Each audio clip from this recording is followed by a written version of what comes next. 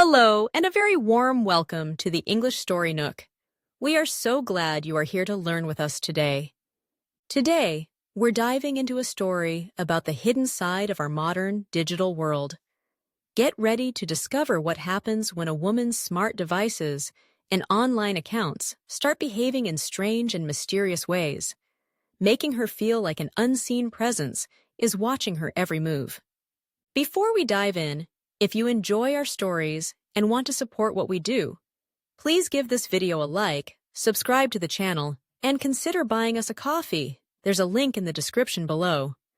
Every like, subscription, and small contribution helps us keep creating great content for English learners like you.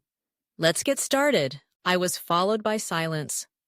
The first sign was a flicker, a smart bulb in Maria Lewis's hallway, which was meant to respond only to her voice, strobed erratically one Tuesday evening. She'd dismissed it as a faulty connection, a trivial annoyance in her otherwise meticulously curated digital life. But the anomalies began to accumulate, each one a tiny dissonant note in the symphony of her hyper-connected existence. A playlist she'd never created appeared on her streaming service, composed entirely of melancholic sea shanties. A social media post, a blandly cheerful picture of a sunrise she hadn't taken, was uploaded to her account, garnering confused likes from her friends.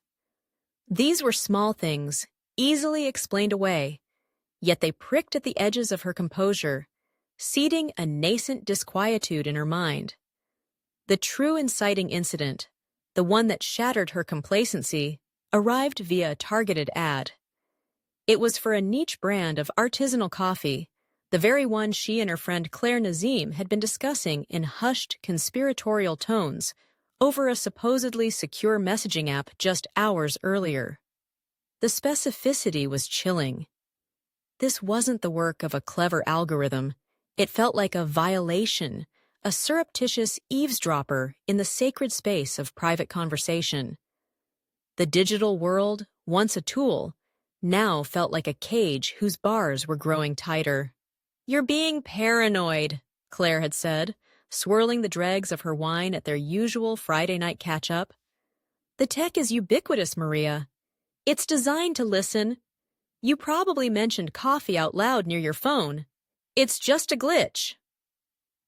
Maria tried to articulate the creeping dread, the sense of being watched by an unseen amorphous entity, but her fears sounded flimsy and unsubstantiated, even to her own ears. Claire's casual dismissal was the first layer of unintentional gaslighting, making Maria question her own perception of reality. Isolated, she resolved to untangle this digital knot herself. Her life was data, and as a senior analyst at Unganath Solutions, she knew how to read it. Her investigation began with a deep dive into her own digital footprint, a sprawling, complex web of her life's minutiae. It was there, buried in the access logs of her corporate network, that she found it. A login from an IP address routed through a proxy server in Eastern Europe. It had occurred at 3:17 a.m. the previous Wednesday. She had been asleep. A cold dread washed over her. She reported the breach to her company's IT department, expecting alarm bells and immediate action. Instead, she was met with placid reassurances. They ran a diagnostic. The system was secure. There was no evidence of unauthorized access. "Perhaps you forgot you logged in," the technician suggested, his voice oozing a patronizing calm. The institutional gaslighting was more unnerving than Claire's dismissal. It was a corporate machine telling her that the evidence of her own eyes was false. The attacks escalated, growing more personal and far more pernicious. The midpoint of her descent into this technological nightmare was a deep-fake audio clip. It was her voice, flawlessly synthesized, calmly discussing confidential details of an upcoming Unganath Solutions project launch in a public online forum. The clip was an ephemeral whisper in the cacophony of the internet, but its impact was devastating. Her boss, Mohsen Kony, called her into his glass-walled office, his expression a mixture of disappointment and suspicion. "We can't corroborate the source," he'd said, "but the damage is done." The trust she had spent years building was eroding in real time. The amorphous threat now had a voice, her own, and it was being used to dismantle her career. The sense of disquietude had morphed into a constant, thrumming panic. Then came the financial blow. Her savings account was emptied overnight.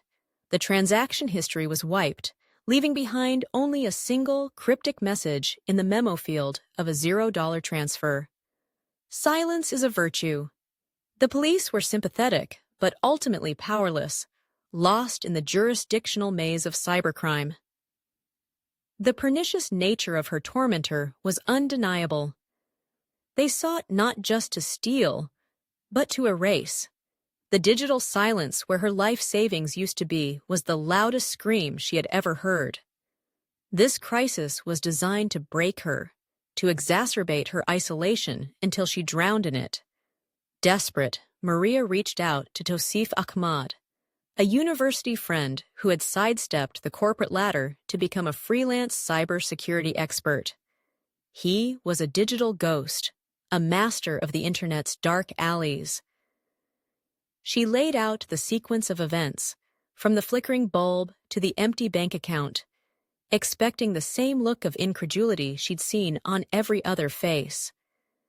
Instead, Tosif listened intently, his fingers flying across a keyboard, pulling up strings of code that looked like a foreign language to her. "This is sophisticated," he murmured, his eyes narrowed in concentration. "Highly targeted.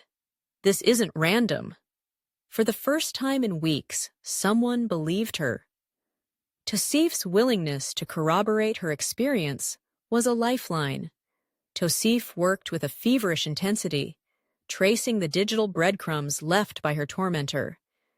He explained that the attacks were not just clever, they were insidious, designed to mimic system errors and user mistakes, making the victim doubt their own sanity. "This is a classic, albeit technologically advanced, campaign of psychological warfare," he said, his face illuminated by the glow of his multiple monitors. He discovered that the stalker was using a proprietary data masking protocol, one he recognized from a rival tech firm, Alqualonde Systems. A memory sparked in Maria's mind. A year ago, she had authored an internal report for Ungonath Solutions, flagging Alqualonde's aggressive and potentially unethical data harvesting practices during a joint project proposal. Her report had led to the cancellation of the lucrative partnership. The stalker wasn't a random hacker, this was revenge. The insidious campaign had a motive. The climax arrived without warning. As Tosif zeroed in on the attacker's digital signature, a final, overwhelming assault began. Alarms blared from his console. "He's trying to wipe you!" Tosif yelled, his voice tight with adrenaline. "Not just your data, your entire digital identity. He's planting a backdoor to frame you for espionage against your own company." The attacker was Khaled Qureshi, a senior developer at Alqualonde, whom Maria had publicly contradicted and corrected on several technical points during a tense project review. His professional humiliation had festered into a dangerous obsession. It was a race against the clock. As Khaled attempted to erase her, Tosif fought back, building firewalls and rerouting data, trying to preserve the single, encrypted data packet that contained the irrefutable proof of Khaled's identity and actions. The digital world, once a source of ubiquitous convenience, had become a battlefield for her very existence. The fight was frantic, the code flying across the screen too fast to follow. The weight of her incredulity at how her life had unraveled was crushing, but she pushed it aside, feeding Tosif information, passwords, and timelines. In the end, they were successful. Tosif managed to isolate and save the crucial evidence just as Khalad's final erasure script was executing.